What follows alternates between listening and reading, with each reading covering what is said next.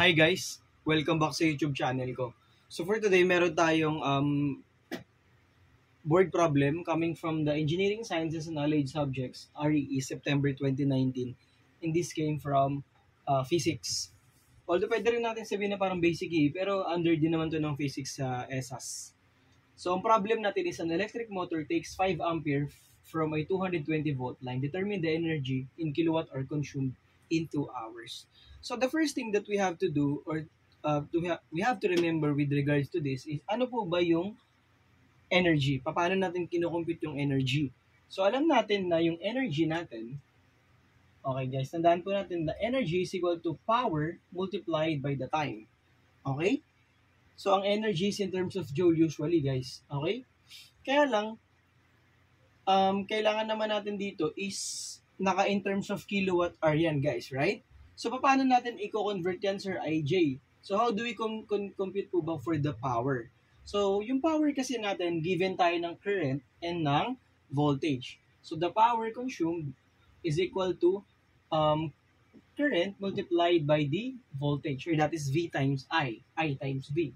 Can interchange naman. So, we have 5 amperes multiplied to 220 volt source. So, computing for that, that is equal to 1,100 volt ampere. Ang volt ampere, guys, saan to equal? Okay, so that is equal to joule, guys, right? So, paano natin kukunin, Sir IJ? Paano po natin kukunin, Sir IJ, yung energy consumed in 2 hours? Meron na tayong power na given.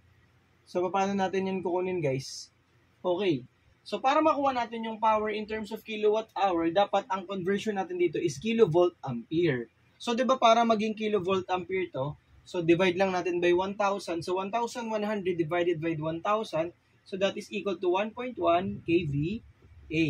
That means kilovolt ampere siya. And then, you can directly substitute it to the formula that energy is equal to the power, so that is 1.1 kilovolt ampere multiplied by the time in terms of hours and in which itong kVA natin is equal to kilowatt already. So 1.1 multiplied by 2, so that is equal to 2.2 kilowatt hour. So the correct answer for this board problem is 2.2. Another side note guys, tandaan lang po natin na yung mga unit ng power, so yung power natin, ang unit ito are joule per second. So yung mga SI niyan guys. So yun yung mga basic kasi.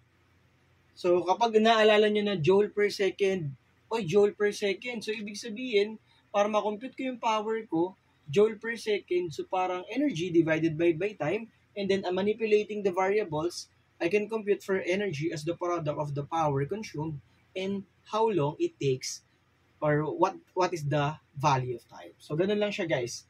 If ever you have questions or clarifications, don't forget to comment on the comment section, and don't hesitate guys to comment sa comment section natin. And thank you so much to those who keep on supporting our channel. I hope you all the best and God bless you always. Thank you. Bye-bye.